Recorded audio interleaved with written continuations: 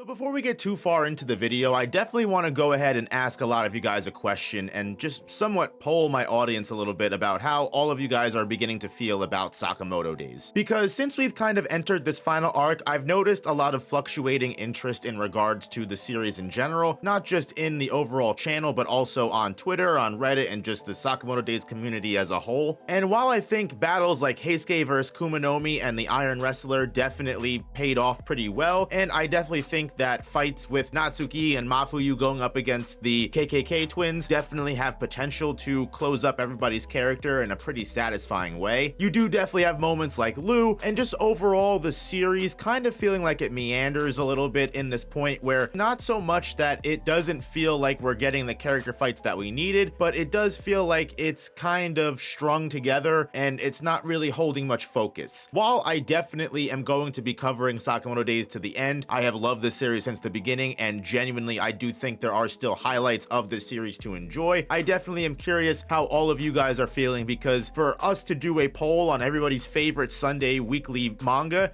and Ichi the Witch to only be a couple of percentage off of Sakamoto Days when there is just so much more history to Sakamoto Days and I've been covering it for such a long time, it blows my mind. Not so much that this is me saying I'm gonna toss Sakamoto Days away and it's bad, but I'm genuinely curious what you guys are thinking and where your guys' heads are at, because while I think, like I said, there are moments in this chapter specifically that I kind of like, I can definitely see where it seems like we're kind of just pushing through the story very quickly. Honestly, when it comes down to it, you have characters like Tanabata who for the very first time are getting a chance to potentially do something, and we really don't know much about him whatsoever. Like, compare a new order member like Tanabata to someone like Torres. Torres we have a lot of at least somewhat backstory with, and his whole small mini arc with Sakamoto and training him, knowing what his weapons are with his sand blasters. Even Gozu, for that short introduction that we got with him, we know so much more about his character, who he is as a person and what powers he has, as opposed to this character Tanabata who uses his guitar and really hasn't said much since being introduced. Which just makes it all the more interesting to find that Torres and Gozu as well are going to be interfering with the overall battle that Tanabata is going to be taking part in. While I am definitely excited to see someone like Kindaka go up against someone like Gozu, despite the fact that I really thought Shishiba was going to go up against him and rematch him, having someone that uses straight up lightning compared to the fastest assassin that ever existed, you gotta love that kind of matchup. And I do say that's one thing that I have been enjoying about these final battles, is it does seem like the specific opponents that are going up against one another were very clearly thought out and well rehearsed. As for right now, the only one that didn't really make too much sense to me was Lou going up against the police officer. That was just kind of out of pure necessity, but Heisuke getting a chance to get revenge for Hyo against Kumanomi was amazing. And honestly, like I said, Kindaka going up against Gozu, even Shin potentially going up against Torres, after Shin has gotten so much praise and so much clout from multiple people in the previous chapters of being similar to Sakamoto and starting to finally fill the shoes of the person that Shin has looked up to for so long, whether it be subconsciously or on purpose. Even in this moment, you have Kindaka telling Shin here that, wow, you know, that was a very Sakamoto move. Because what ends up happening in this chapter is definitely a little fun, you know, turn of events where not just Tanabata and Torres are beginning to encroach on the van that has Sakamoto on it, but also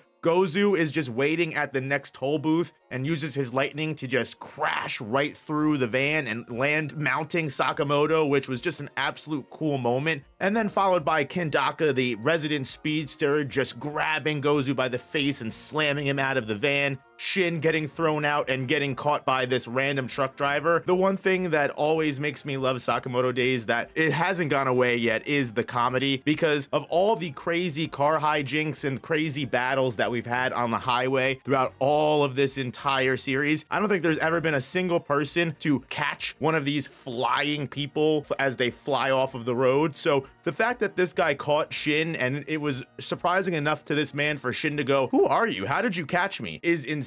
But Shin luckily uses the environment around him just like Sakamoto would, and uses this truck that conveniently enough happens to be a giant water pump truck that Shin is able to redirect the water flow right into Torres and Tanabata's car and just completely flood and drown them in the car if Tanabata didn't use his guitar and use the sound waves to burst through the glass. Which, again, I've got to say, Shin getting set up here to fight against Torres, especially when you have all of those chapters of Sakamoto trying so hard to harness his true power and defeat Torres, and he just never could, that would really be the ultimate level up for Shin to accomplish here. And while I don't know if a lot of people would feel that that kind of level up is earned, I mean, for Shin to come off of defeating Tenkyu and going right to Torres, while I think that is definitely a huge jump, and I know a lot of people were not happy with Shin's whole scuffle with Uzuki in the tunnel effect era of the story, but I genuinely think that was a quick little moment to show us how far Shin has come, because even though Shin wasn't able to land any critical hits on Uzuki, the fact that he was able to constantly escape, use everything that was around him at his disposal to get out of that situation and survive for as long as possible, only having Atari come in at the end to really save him, I do think that was Suzuki doing his best to set Shin up as this Sakamoto-like entity that is going to be able to replace him in the world of assassins. This video is sponsored by GamerSupps, the ultimate energy and focus formula. Use my code NOOP now for 10% off, and thank you GamerSupps for sponsoring the channel. I don't know where any of this is going to go from here, because the last we saw Sakamoto's mind, he was drifting off into limbo and discussing things with Rion. So I'm very curious to see if Sakamoto wakes up, and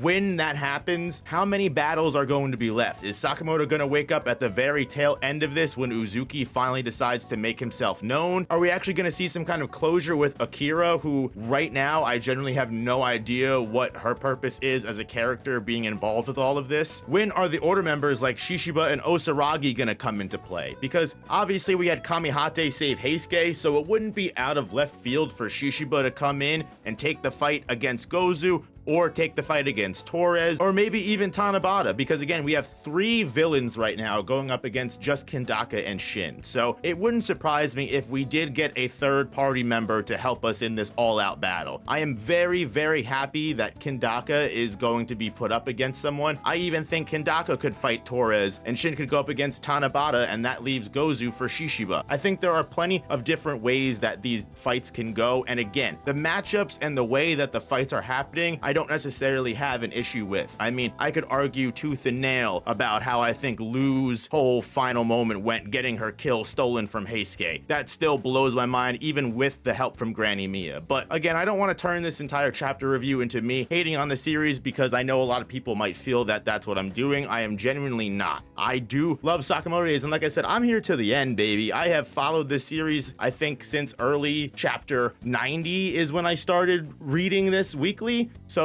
you can rest assured I am a hardcore Sakamoto Days fan, and I will praise this series till I die. I'm not going anywhere, and you won't see me on Twitter being like, this is the worst thing that I've ever read. But I will definitely say, I see what all of you guys are saying, so it just makes me curious. I want to know what you guys think about all of this, because while I definitely think there is plenty of potential left to be had in the series, just overall seeing everything from a higher point of view with all of the comments on YouTube and everything and all of the other communities, I see what's happening, and I wonder what it is that Sakamoto Days is missing that wasn't there before, because besides the, you know, somewhat faster pace, I feel like this is what we've always been working towards, this big final showdown with everyone trying to race to save Sakamoto's life. Everyone that Sakamoto has helped in, whether it be his previous past or his current future in the modern era, is now rallying up to do everything they can to fill the shoes of the man that once did everything for them. And I think everything that this final battle and final arc needed is here. So I'm very curious to hear what a lot of your guys' thoughts are about all of this in general, because besides all of that, again, I think this was a fun chapter. I'm excited to see how these 3 battles split off. I'm excited to see what Gozu offers to the story,